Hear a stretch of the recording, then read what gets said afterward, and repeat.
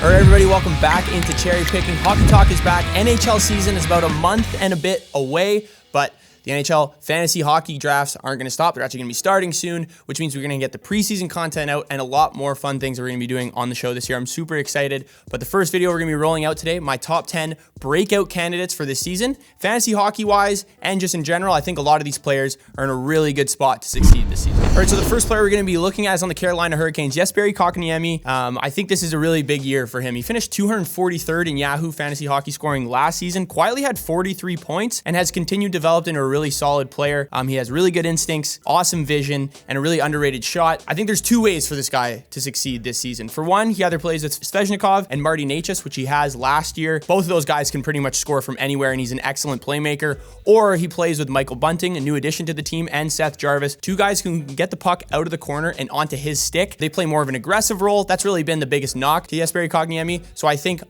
playing on either of those lines will be huge for him this season, and we'll see a lot more production from him. All right, the next guy, Pierre-Olivier Joseph, defenseman on the Pittsburgh Penguins, finished 452nd in Yahoo scoring last year. I'm looking for a much bigger year this year. Obviously, the additions of Erik Karlsson is huge for Pittsburgh. Right now, if you look at Daily Faceoff, he's listed as on the third D pair, but I just don't think that's realistic. I don't think that's going to happen. I think he'll either be playing with Karlsson or Letang. Most likely, Chris Letang, if you're looking at it. He lives with Letang in Pittsburgh right now. They're both from Quebec, so obviously the chemistry is there right from the get-go. You're going to see this kid go from probably 15 minutes per game to about 20 minutes per game, playing out on one of the top two pairs. This Pittsburgh team will score a lot of goals like they have in the past. He won't have 50 points, but I think 35 to 45 points is very realistic for this young stud. All right, the next guy we're looking at on the Detroit Red Wings, a team I'm really high on going into this season. Lucas Raymond had a little bit of a down year last season, finished 292nd in Yahoo scoring, but I think he's absolutely a guy you need to keep your eye on. The addition of Alex DeBrincat should really help him in all facets of the game. He's a pure playmaker, and when you're paired with a true shooter like DeBrincat is, they love that. They absolutely love that. And Alex DeBrincat, if you're looking at his seasons, 5 of his 6 NHL seasons, he's scored 25 or more goals, and in 2 of those seasons, he scored 41 goals. Only Larkin and Perron scored more than 20 goals last season, so this will be a huge addition and a huge addition to his production for Lucas Raymond. He can also create his own scoring opportunities, generating 3.23 high danger chances per 60 minutes last season, which was only second to Dylan Larkin. He had a down year last year, as I mentioned, but we're looking for the 21-year-old's breakout year this season. Now we're going to take a look at Jonathan Drouin, who's now a part of the Colorado Avalanche, finished 562nd in Yahoo scoring last year. The last few years have been really tough for Drouin. You're probably thinking, why are you giving this guy another chance? Or granted,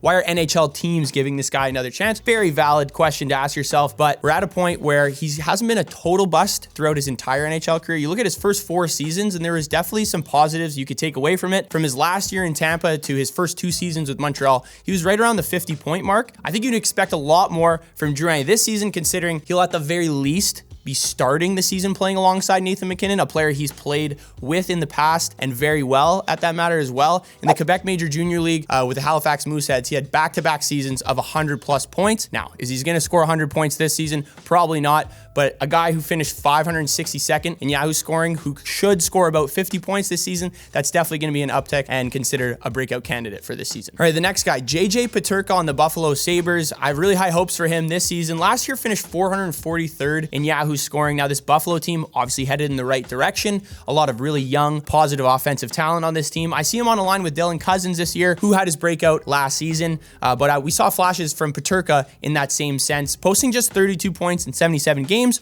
Obviously not great numbers, but his role and his offensive role in 5-on-5 situations will definitely increase, and especially on the power play as well. He played just 13 minutes per game last season, which is about the same amount of time as Jordan Greenway played. I think you'll see a little bit of a change there. Dylan Cousins played close to 17 minutes per game, and if he's playing on his line, he'll be right at that number as well, which will just add to his production this season. All right, Condre Miller on the New York Rangers. You could say he had his breakout last year, but still he finished 195th in Yahoo scoring, 41st amongst defensemen. The biggest reason why we're looking at Condre Miller this season is the coaching change in New York. Peter Laviolette loves activating his defensemen. Last year is a perfect example. Even with John Carlson out for a majority of the season, he managed to get 38 points out of a 31-year-old Erik Gustafsson in just 61 games. So yeah, I'm going to be putting even more stock into Condre Miller this season. I think he'll finish as a top 15 fantasy hockey defenseman. All right, looking at Quinton Byfield this year, I think he can be considered a breakout candidate. To be honest, this is probably his last chance. LA is giving him a lot of different chances, and he wasn't a part of the Pierre-Luc Dubois trade that brought him over from Winnipeg last season. season. He should be on the first line with Anze Kopitar this year, one of the better setup and physical centers we've seen for the past 10 to 15 years. And Adrian Kempe, who scored 41 goals last season. Byfield's shooting percentage was 4%. He's a very skilled player. We shouldn't see him at that low of a number. He had just 3 goals.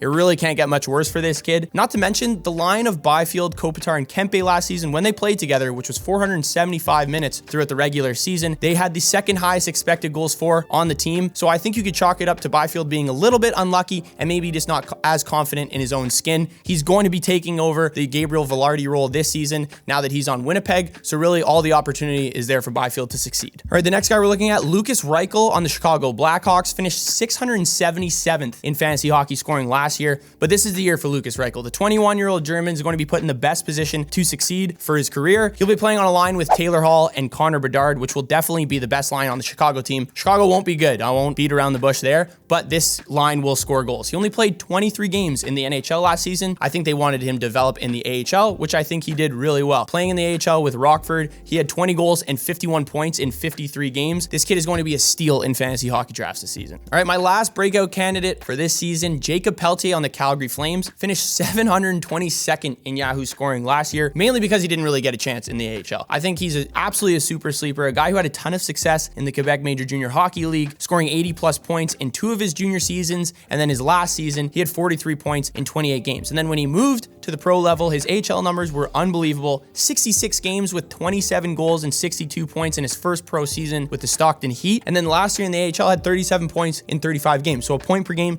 really solid. I think the one reason why we didn't see him in the NHL more, Daryl Sutter, stuck in his ways, buried this kid in the lineup every time he got a chance to play in the NHL, because in his 24 games with Calgary last season, he was 6th in expected goals for per 60, higher than Elias Lindholm and higher than Jonathan Huberdeau, higher than Dylan Dubé, all guys that got a hell of a lot more ice time and a lot more production out of. I want to say he's probably not on a lot of fantasy hockey players' radars at this point, but with a new coaching staff, this kid could see a ton more ice time, which will lead to a ton more production. All right, thank you guys for tuning in. Be sure to like, comment, and subscribe. All the preseason fantasy hockey content will be rolling out on the OwnersBox Fantasy YouTube channel, so be sure to stay locked in here, and I'll see you guys next time.